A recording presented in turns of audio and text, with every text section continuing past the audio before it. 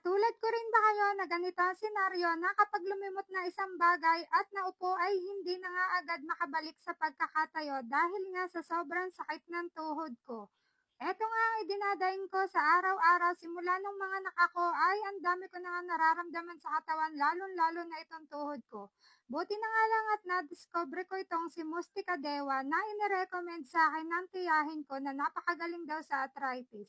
Kaya naman bumili agad ako dito sa TikTok ng isang box. Bale, ang tinitimpla ko nga lang pala dyan is kalahati lang dahil nga sa sobrang pait ng lasa nito.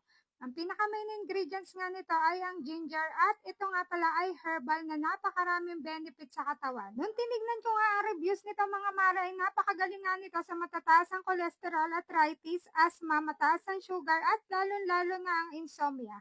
Tamang-tama nga ito sa akin dahil hirap din ako matulog sa gabi.